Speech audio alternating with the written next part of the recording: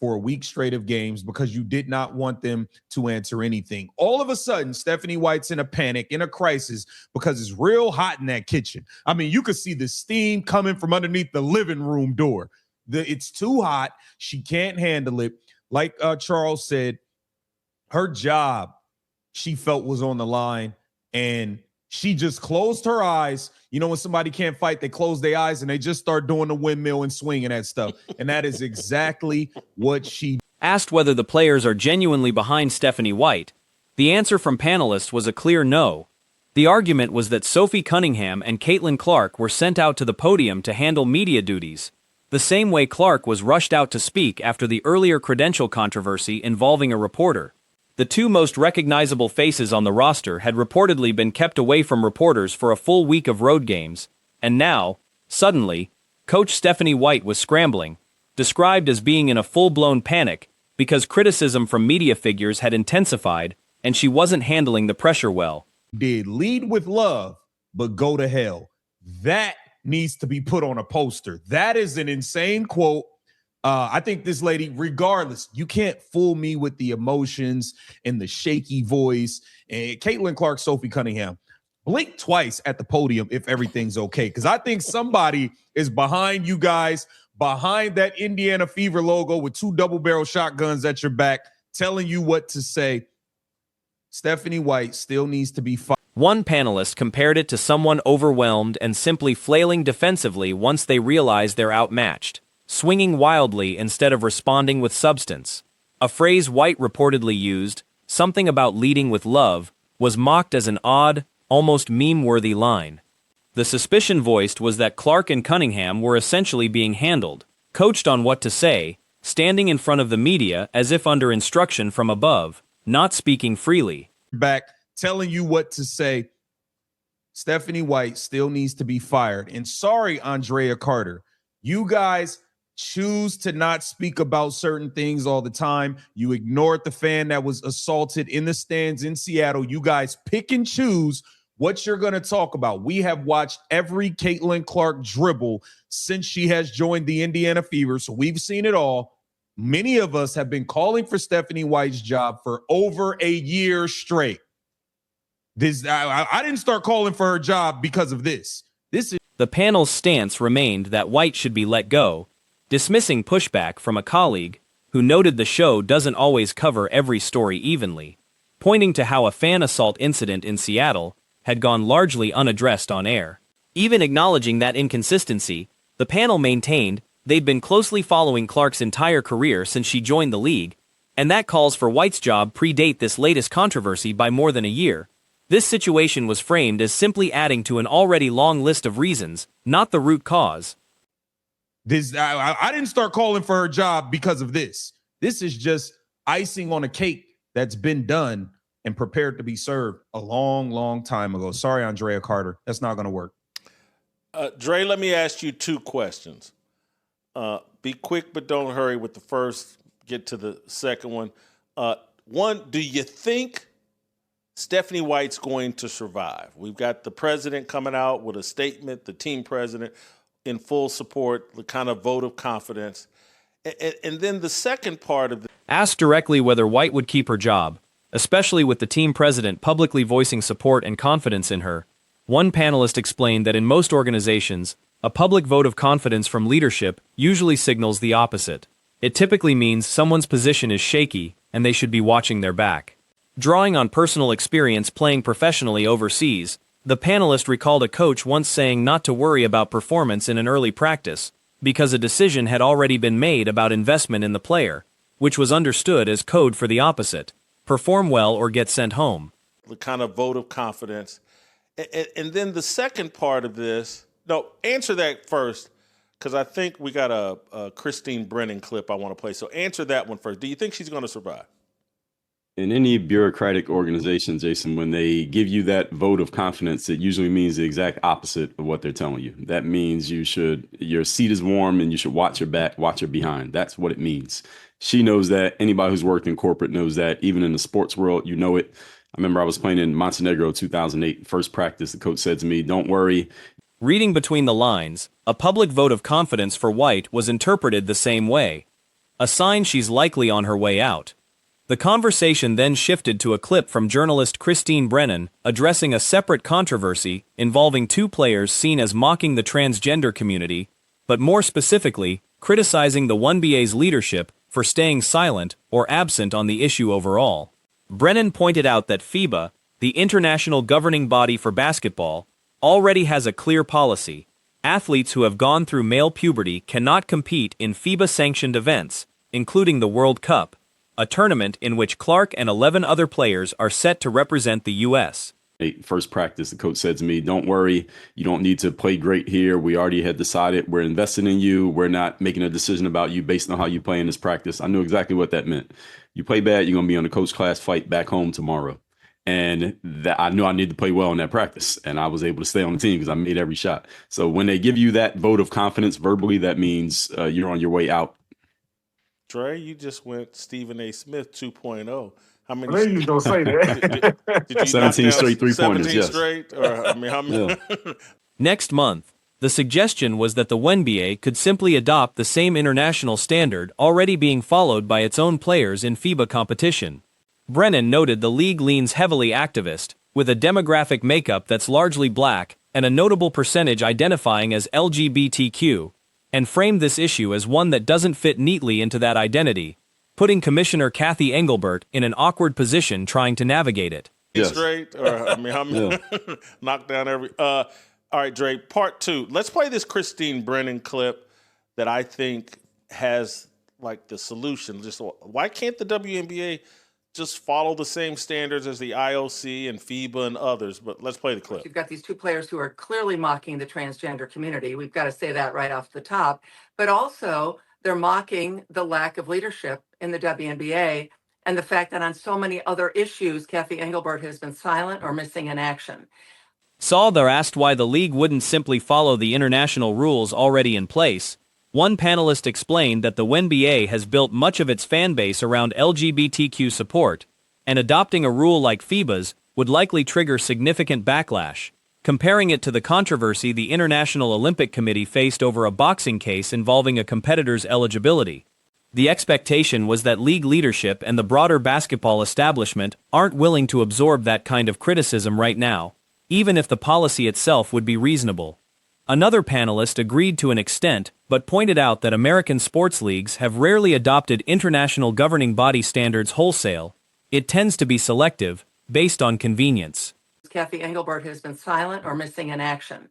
Now, the good news is that the international basketball community has given the WNBA the way to go. The FIBA, which is like FIFA for soccer, FIBA for basketball, has a policy that if you've gone through male puberty, you cannot compete in any of their events, World Championships or World Cup basketball. Next month, Caitlin Clark and 11 other players will represent the U.S. at the World Cup.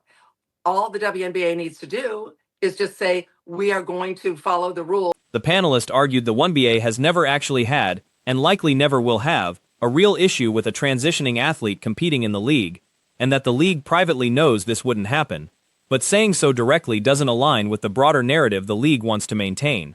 Asked why the league won't just adopt the simple fix, another panelist suggested there's no real logic being applied here at all, pointing out the league already passed on an opportunity to fully embrace and promote its biggest breakout star, which shows a broader pattern of self-sabotage. The panelist agreed Brennan's suggestion made sense as a resolution, but doubted the league would actually take that path, citing a pattern of the organization getting in its own way repeatedly. Become MVP. This is just how she plays. But Kelsey Mitchell, if you pay attention to this particular season, she's going extra hard. And Stephanie White is a main contributor to allowing her going extra hard. Because had Kelsey Mitchell not played in the fourth quarter, had she played in the fourth quarter, I believe she would have played over 40-some minutes. Reference was made to a former Fever player publicly floating the idea of starting a separate league altogether, which was cited as evidence of how chaotic and directionless things have felt. The conversation then turned to the team's recent blowout win over the New York Liberty, a game in which the Liberty looked short-handed and off their game. Asked whether this win signals a unified team ready to make a real playoff push under White's leadership, One panelist pushed back firmly, arguing any postseason success would come down to Kelsey Mitchell's efficient scoring and Clark's playmaking, currently ranked among the league's best in assists and near the top in scoring, not because of any newfound unity around the coaching staff. In the fourth quarter, I mean, had she played in the fourth quarter, I believe she would have played over 40-some minutes. Let's see here. Let me pull it up. So Kelsey Mitchell played 24 minutes. Caitlin Clark played 33 minutes. She probably would have been around the 38-minute mark. That'd be my guess. 38. Very close to 40, though. Very close. So she had 29 points in this game. I think she went crazy in the first half. I can't remember off the top of my head. But guess what happened to Kelsey Mitchell today? Kelsey Mitchell was... The panelists pointed out Mitchell is angling for a long-term contract extension, Clark still has plenty to prove, and Cunningham is also due for a new deal, suggesting individual motivation, not coaching, drove the performance. The real story behind the win, in that panelist's view, was that New York had stripped their roster of athleticism and couldn't defend the perimeter, allowing Clark and Mitchell to shoot at will, unrelated to any credit for White. Before wrapping up, the discussion turned to comments from sports commentator Ryan Clark, who criticized other media figures for turning serious issues facing women in the league into jokes, arguing that people no longer playing the game shouldn't mock situations they don't fully understand and should stay out of commentary that isn't constructive. Rushed to the locker room. She did not return because of what? Because of her overexerting her body. And guess who just told the truth about that? None other than Stephanie White. So if Kelsey Mitchell somehow jacks up herself, get hurt, and is not ready by the playoffs, this is probably why Kelsey Mitchell is not playing FIBA World Basketball. Asked whether that criticism was fair, one panelist agreed partially, but noted an irony, comparing the situation to a classic exchange where a comedian, criticized for playing an exaggerated character, shot back by pointing out that at least he knew what he was doing, unlike his critic.